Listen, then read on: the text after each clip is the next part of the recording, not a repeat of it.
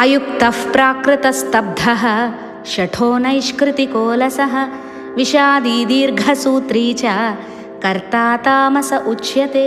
తామసిక కర్తకు మనోనిగ్రహం ఉండదు, ఇంద్రియ నిగ్రహం అసలే ఉండదు. ఒకటి మనసులో అనుకుంటాడు, మరొకటి మాట్లాడతాడు. ఈ రెండింటికి సంబంధం లేకుండా పనులు చేస్తాడు. అంతఃకరణ శుద్ధి ఉండదు, ఎవరినీ లెక్క చేయడు. శాస్త్రాలను పెద్దల మాటలను పట్టించుకోడు. వాళ్ళు చెప్పేదేమిటి, వాళ్ళు చెప్పినట్టు నేనెందుకు చేయాలి అనే అహంకారంతో ఉంటాడు. ఎవరి మాట లెక్క చేయడు, తనకు తోచింది చేస్తాడు. ఎప్పుడు ఎవరిని మోసం చేద్దామా, ఎవరి కొంప ముంచుదామా అని చూస్తుంటాడు. వారు అనుకునేదొకటి, చెప్పేదొకటి, చేసేదొకటి.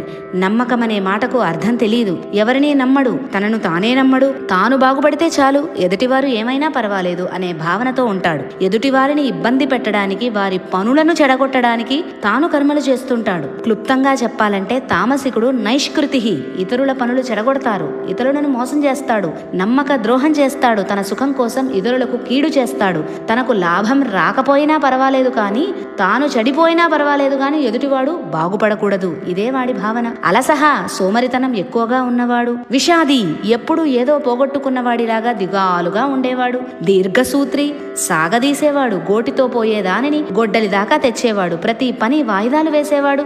ఏ పని తెగనీయడు, నానుస్తూ ఉంటాడు. ఇటువంటి వారిని తామసిక కర్తలు అని గుర్తించొచ్చు. తామస కర్త ప్రాకృతుడు, అంటే ఎప్పుడూ ప్రాపంచిక విషయాల కోసం ప్రాకులాడుతూ ఉంటాడు. దేవుడు, దైవం అనే చింతన అసలే ఉండదు. ఇవన్నీ తామస కర్తల యొక్క లక్షణం.